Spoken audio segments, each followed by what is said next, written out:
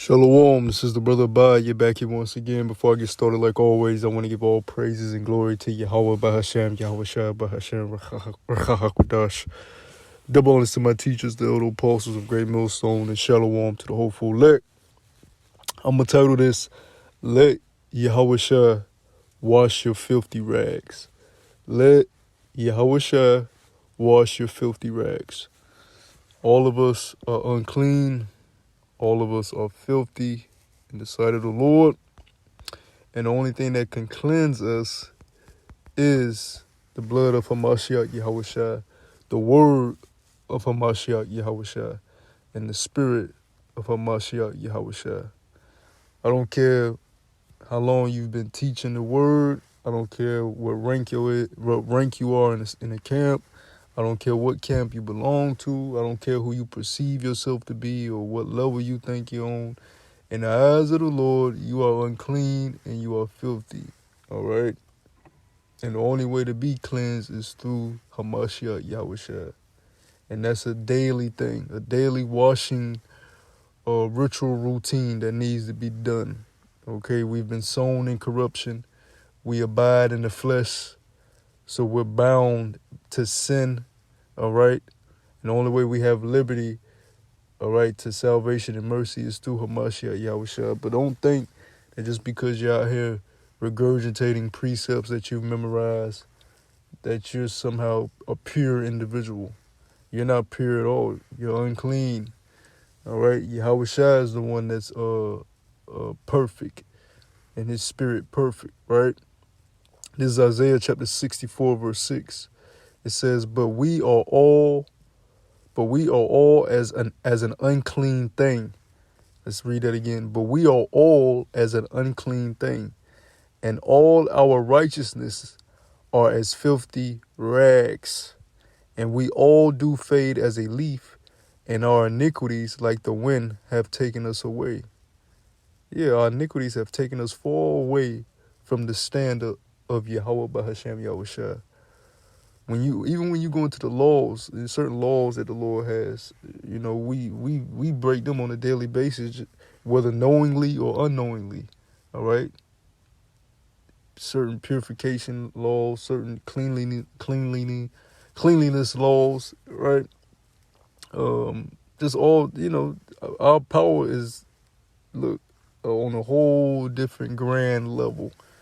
You got to remember, this, Mashal went to Mount Sinai and was told to take them dirty sandals off he had climbing the mountain, because the way that mountain had now become holy ground he was standing on in the presence of the Lord.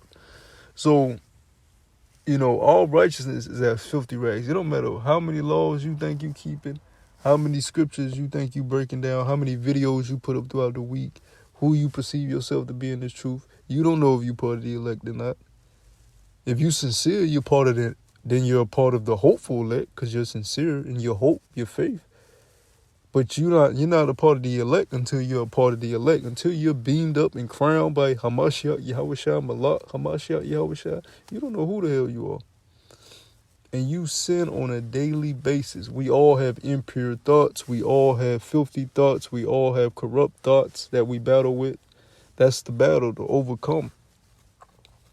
All right? You don't want to act upon every impure thought that you have, but you have impure thoughts. All right? The flesh is just like that. We brought it out at camp today. Paul said it. Look, the things that I would do, I do not.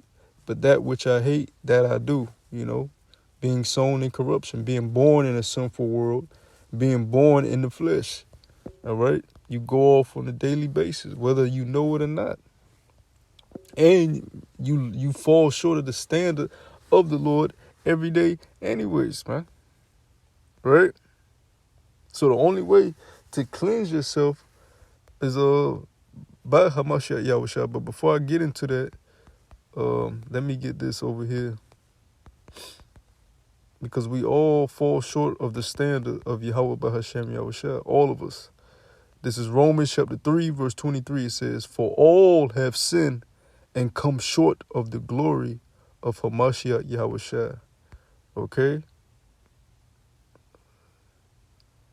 Let me see. Yeah, all of us have sinned.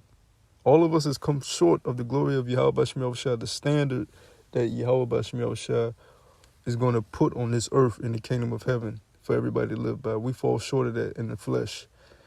It says, verse 24, being justified freely by his grace through the redemption that is in Hamashiach Yahawashi. So now we're not bind to sin or trapped by sin. Now we're justified freely by the grace of the redemption that is in Hamashiach Yahawashi. You got to remember, Hamashiach Yahawashi, he became a sacrifice for us to be redeemed, to be brought back, to be bought back, but by a price. He paid that price so we can be brought back, redeemed to the Father, all right? Joining back into that covenant, that renewal, that refresher of the first covenant at Mount Sinai. But the new covenant is just a renewal, a refresher of what was already established, all right? The new covenant spoken about in Hebrews, right? The laws being put in our inward parts, and we're not in the new covenant, but through grace and mercy, we have access to achieve that and receive that reward when Hamashiach Yahawashi comes back, right? It says, verse 25, whom the Most High have set forth to be a propitiation, all right, through faith in his blood. And, a propitiation is like an atonement. So, he atoned, he bared the sins of his people, his nation, primarily the elect of the nation, all right, and his own sins that he did as King Solomon. But he's a propitiation for us to be brought back to the Father through his blood that he gave, right? So through the washing of the blood of Hamashiach Yahawashi, we're redeemed and made clean and made pure. But in our own natural state, without Yahawashi, we're unclean, we're impure, we're wicked, right? It says, through the propitiation of his blood, to declare his righteousness for the remission of sins that are past through the forbearance of the Most High, right? The Most High, he forbeared our wicked deeds. He dealt with it. He didn't just completely get rid of us. He cast us into captivity and put curses on us, but he didn't just completely discard us. He forbeared us, man. But he gave us Yahawashi. The only way we have access back to Abba Yahweh is through Yahawashi. Verse 26, it says, to declare, I say, at this time his righteousness, that he might be just and the justifier of him which believe in Hamashiach Yahawashi. Where is boasting then? It is excluded. By what law? Of works? Nay, but by the law of faith. Therefore we conclude that a man is justified by faith without deeds of the law. There you go.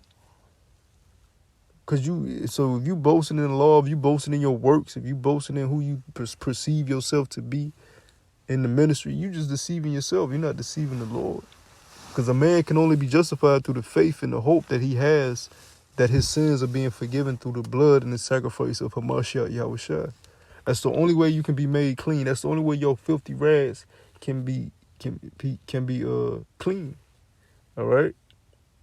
You got to allow Hamashiach Yahawashi to wash your filthy rags. Clean your filthy rags, man. Right? You have to take your filthy rags to Hamashiach Yahawashi and let him clean them. Because if you try to clean your filthy rags yourself, they're going to stay dirty. Matter of fact, you might make them worse. You might rip the rags and they won't, the rags won't even be able to be used no more.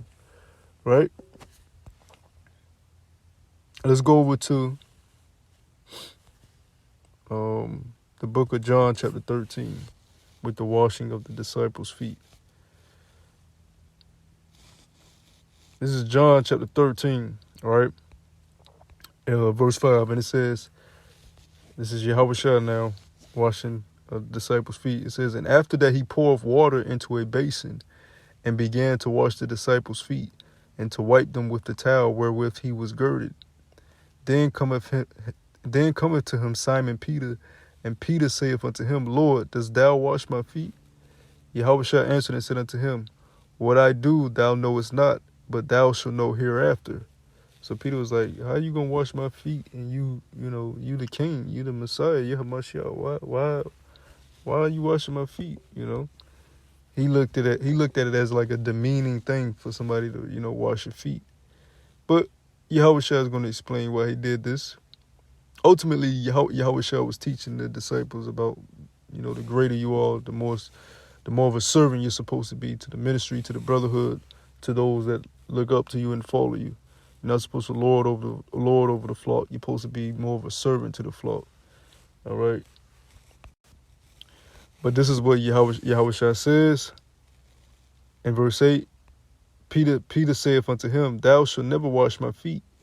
Yahawashi answered him, If I wash thee not, thou hast no part with me. So you have to allow Yahawashi to wash you. You have to allow, you can't say, no, I can't. No, you have to allow Yahawashi to cleanse you. How does Yahawashi cleanse you? By the word. Because Yahawashi is not here right now. He can't physically wash nobody. I mean, physically he can, but he's not here right now, all right? But he left the what? The comforter, the Ruach HaKodesh, the spirit, which is the word, pursuant to John chapter 6, verse 63. So he told Peter, if y'all don't wash you, then you have no part in me. So Peter said this in verse 9. Simon Peter saith unto him, Lord, not my feet only, but also my hands and my head. Yahawashi saith unto him, so, Peter was like, shoot, if that's the case, then wash my whole body, right? That's a sincere man. He wants to be a part of his Lord. He wants his Lord to accept him. Verse 10, Yahawashi saith unto him, He that is washed needeth not save to wash his feet, but is clean every whit. And ye are clean, but not all. So he said, y'all are clean because y'all been washed by the Lord. But he said, not all of y'all are clean. Why is that? Because Judas was going to betray him. That's why in verse 11 it says this. For he knew who should betray him. Therefore said he, ye are not all clean. All right? So, and Judas ended up betraying the Lord because even though he was amongst the elite, the disciples, the 12, guess what? He wasn't truly washing himself with the spirit of Hamashiach Yahawashi on a daily basis. And that's why I said in the beginning of this that it's a ritual, it's a routine, and it has to become a part of your daily routine. All right? Abiding in the word, whether it's listening to brothers' videos, putting up your own videos, reading scripture, listening to edifying videos that you can apply to the truth, that back up the doctrine, that's one and the same in unity with the doctrine that we've obtained from Yahawashi, from the elders on down. All right? That's how you wash yourself. That's how you cleanse your mind. That's how you renew yourself on a daily basis. Just like how you're supposed to wash your actual vessel, your body. Every day you take a shower or a bath in a tub, whatever. You use whatever soap you decide to use. Same thing with the spirit. You have to wash the spirit daily. If you don't tend to the spirit, it's going to become filthy. It's going to, it's going to be dirty. And you're going to feel it because you're going to not be in tune with what's going on. You're going to feel off. And you're going to be more likely to fall into sin and fall into the things that the Lord hates, men to do. That's why the people of this world are going to be cast off and judged because they're completely filthy in the eyes of the Lord.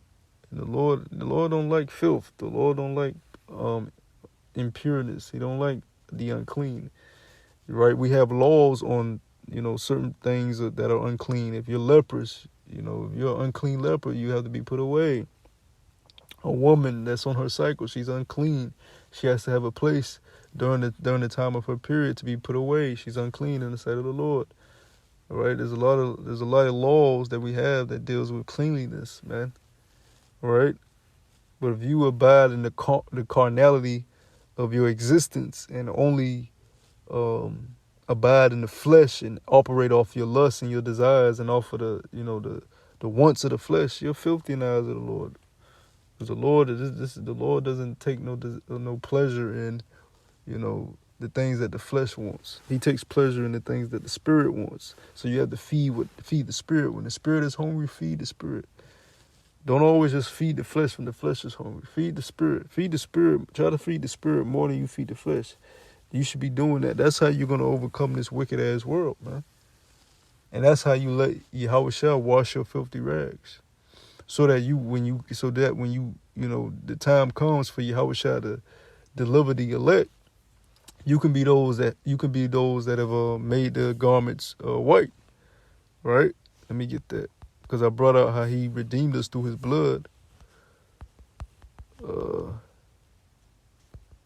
Bear with me one minute. Over here in the book of Revelation, the 7th chapter, the 13th verse. No, man, let me start at verse 12. Revelation chapter 7, verse 12, saying, Amen, blessing and glory and wisdom and thanksgiving and honor and power and might be unto our power forever and ever. Amen. And one of the elders saying unto me, what are these which are arrayed in white robes, and whence came they? And I said unto him, Sir, thou knowest. And he said unto me, these are they which came out of great tribulation, and have washed their robes, and made them white in the blood of the Lamb. So they became pure, because white represents purity. They became pure not through their own works or through the law, but through the blood, the propitiation of Hamashiach Yahawashi. So Yahawashi cleansed their filthy rags. So Lord willing, I hope this was edifying.